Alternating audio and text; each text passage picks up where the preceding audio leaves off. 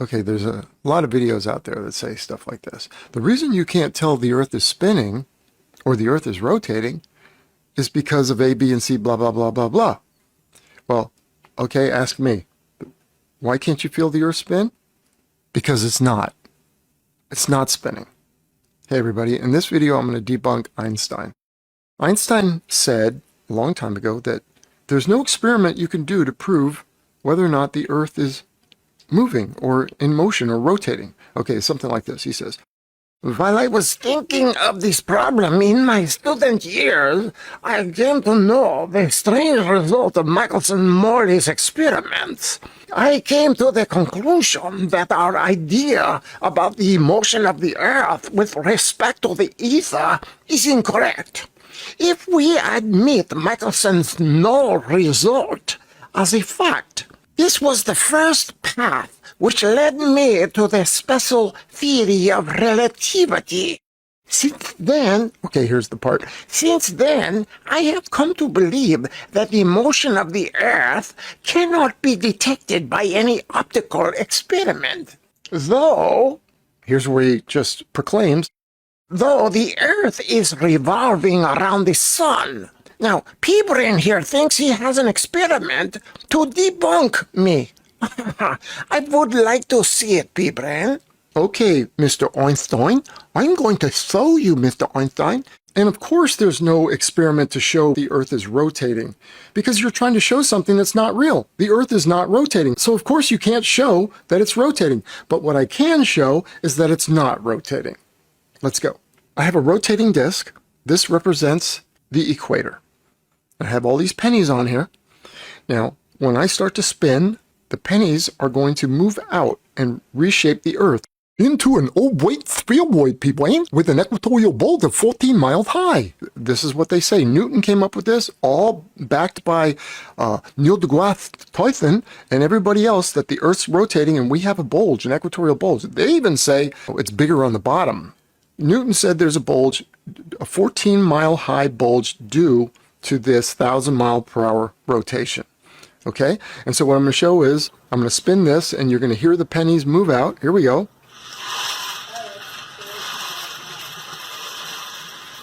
Okay, they're moving out. And when they stop, now, this is just a cross section of the Earth, like slicing the equator. Slicing the ball in half at the equator, lifting the top half of the ball off so you can see the equator in the midsection. Now, all of the as this moves out, as the coins move out, which represent the ground, the beyond measurable weight of rock, dirt, everything moving out and upward from center 14 miles high around the equator, what I want to show is what equilibrium is, too. That the reason these are in equilibrium now, considered to be in equilibrium, is because they've stopped shifting. Now here's the key. Here's the key. The reason they've stopped shifting and filling in the ground that's vacated in front of it is not because the rotation has stopped, but because the ground has bunched up against itself. That's why it's considered to be in equilibrium. The poles are basically hardly even moving. It's like the hour hand of a clock, right? They fall in, fill in the gaps, and it fills in to the point where the ground is no longer moving, and that's considered equilibrium. And as you recall back, I did a video on with Newton here in this big hole. All sinkholes, all huge holes, go to the beach and dig a hole. Everything should fill in immediately towards the equator. Because remember, we are still under that same rotational speed of 1,000 miles per hour around the rim or the equator that caused all this beyond measurable weight to move. But yet, they forgot about us on the surface. They forgot about the water. The water, we would have the majority of or the entire, almost the entire equator would be filled with water, 14 miles high. And all the air particles and clouds, all the animals, creatures, all of us would have to be moved to the equator and also in equilibrium. Okay, so, and that's something we do not see. So let's go back to this. We see the coins. They're in equilibrium now. They're rotating same speed, but nothing's moving. Now, I'm going to stop it.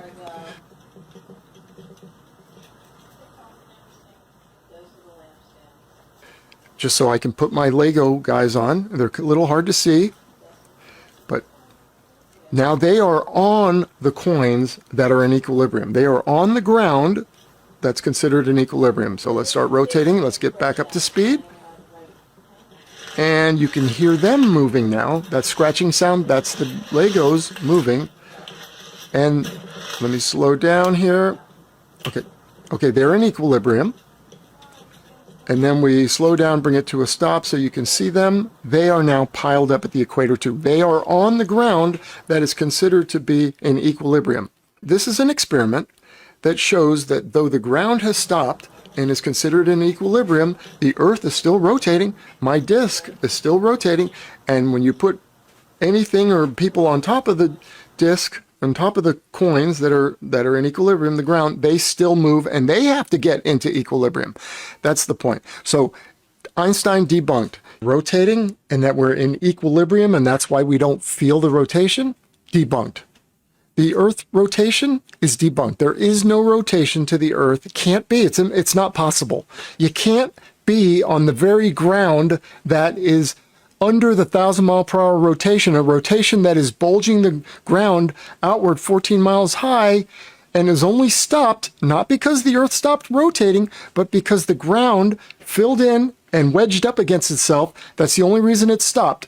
We on the surface would also have to move. This is just reality. It's like you make a little electronic car and say, I'm going to show how great this car is and how smooth. And I put a full cup of coffee in the console and go ahead and let it drive around. And as it's pulling in, boom, it smashes into a tree, dents in the whole front end. And you go, yeah, but the coffee never spilled a drop. That's not possible. Same thing here. It's not possible to be on the ground that is bulging 14 miles high due to the current rotation of 1,000 miles per hour. Not possible, as I've showed in the video. All right, thanks everybody. Thanks for tuning in.